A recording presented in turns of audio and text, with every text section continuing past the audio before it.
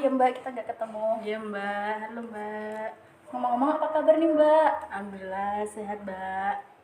Oh ya Mbak, tumben banget kemari. Ada apa ya Mbak?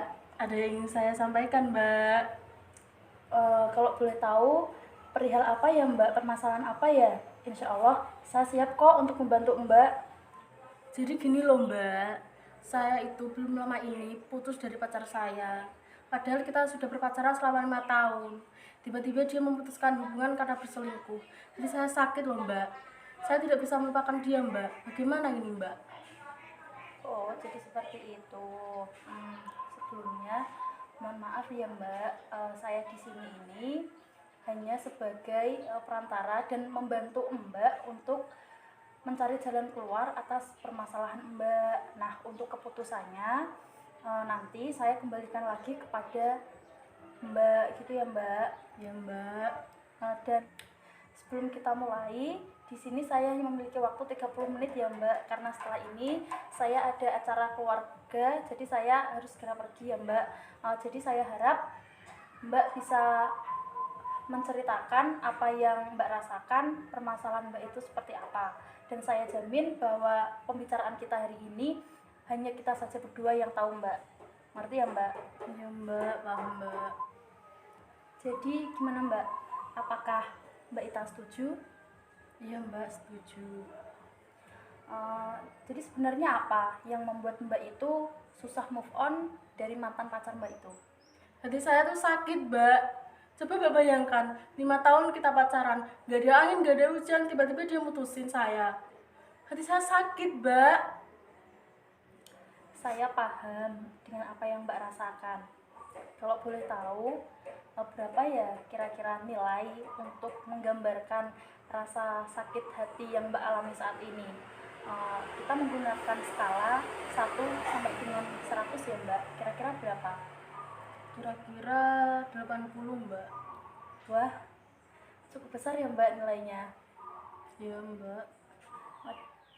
Dengan sakit hati yang Mbak alami ini, apakah membawa dampak tersendiri untuk kehidupan Mbak saat ini? Ada Mbak. Saya itu Iya Mbak, gimana? Bisa diteruskan? jadi setelah putus sama dia, saya juga merasa ditipu Mbak. Saya marah, kadang saya juga berpikir kurangnya saya itu apa, kenapa dia seperti itu. Hal itu yang membuat saya kepikiran, jadi susah tidur, saya galau, kerjaan juga kacau. Saya juga takut menjalin hubungan lagi Mbak. Oh, seperti itu ya Mbak. Dari apa yang Mbak sampaikan, saya rasa bahwa Mbak ini memang belum sepenuhnya ikhlas, dan hal tersebutlah yang membawa dampak yang begitu luar biasa terhadap kehidupan Mbak, gitu ya Mbak. Iya Mbak. Gini Mbak, saat ini coba Mbak Ita bayangkan. Mbak Ita bayangkan kalau seandainya masalah yang sedang Mbak hadapi saat ini itu selesai. Masalah yang Mbak hadapi saat ini itu telah berlalu. Berapa banyak keuntungan yang akan Mbak Ita dapatkan jika Mbak Ita merasa ikhlas? Coba bayangkan bagaimana tenang dan senangnya hati Mbak.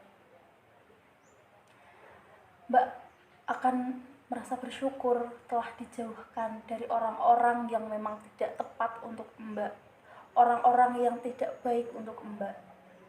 Coba bayangkan itu, permasalahan itu telah selesai. Bayangkan jika Mbak saat ini sudah ikhlas, Mbak hatinya tenang, Mbak merasa bahagia. Bayangkan jika permasalahan itu selesai, Mbak dapat tidur dengan nyenyak, hidup Mbak tenang, Mbak juga bisa membuat relasi yang baru terhadap lingkungan sekitar Mbak. Coba Mbak bayangkan. Saya pasti bisa menjalani hidup dengan bahagia Mbak. Tapi apakah saya bisa melupakannya dengan ikhlas Mbak? Saya yakin Mbak, saya yakin kalau Mbak itu pasti bisa melupakan mantan Mbak. Saya yakin kalau Mbak itu bisa move on dari mantan Mbak. Anggap saja ini sebagai pembelajaran bahwa Allah itu sayang sama Mbak. Jadi Mbak itu harus jauh lebih sayang pada diri Mbak.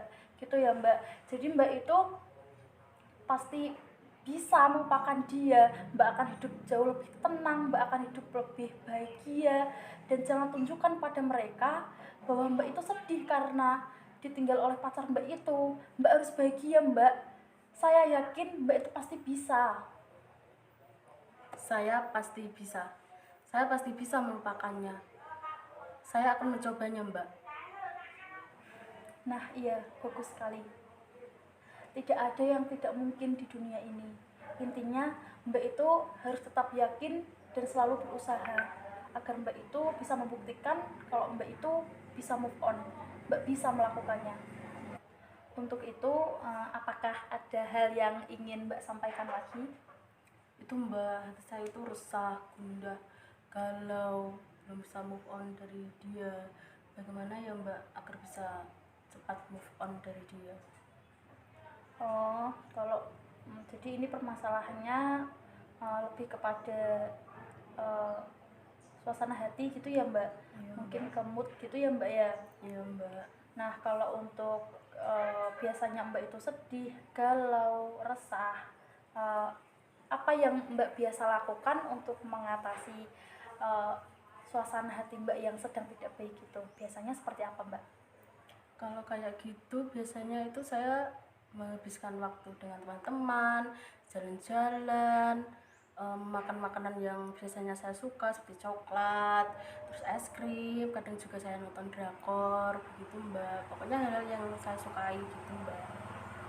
Nah, hal-hal yang baru saja Mbak katakan itu dapat Mbak lakukan untuk membantu Mbak agar tetap happy dan bisa move on dari mantan pacar Mbak.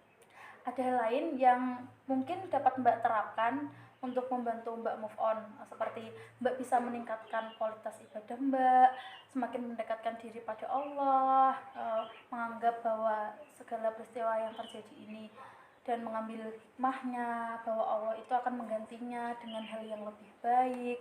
Atau Mbak itu bisa mencoba melakukan banyak quality time bersama keluarga Mbak agar perlahan-lahan Mbak itu bisa move on dari mantan pacar Mbak.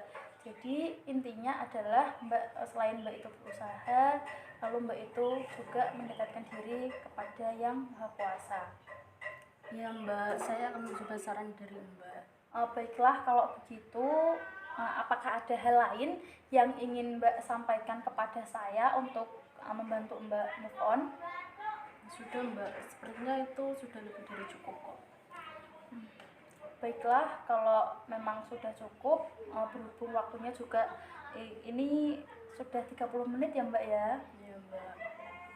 Baiklah Mbak, jadi kesimpulan dari permasalahan Mbak ini adalah Mbak itu lebih mendekatkan diri Mbak kepada Allah agar apa yang saat ini Mbak alami segera berlalu ya Mbak dari hidupnya Mbak. Selain itu, ambil saja hikmahnya bahwa semua ini pertanda bahwa Allah itu sayang pada kita, bahwa apa yang terjadi ini akan Allah gantikan kepada hal yang lebih baik, dan hal ini juga bisa Mbak manfaatkan sebagai momen untuk lebih dekat bersama dengan keluarga, bisa quality time, dan bisa menjadi pengalaman juga dan pelajaran agar kedepannya Mbak itu lebih berhati-hati jika ingin berkenalan dengan teman seperti itu ya Mbak, dengan orang yang baru misal yang nanti Mbak temui gitu. Iya Mbak, saya mengerti Mbak. Baiklah, kalau gitu kita cukupkan ya Mbak pertemuan kita kali ini.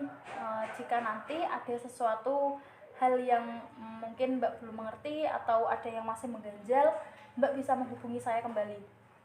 Iya Mbak, terima kasih ya Mbak. Saya pamit dulu. Assalamualaikum. Waalaikumsalam. Iya Mbak, sama-sama.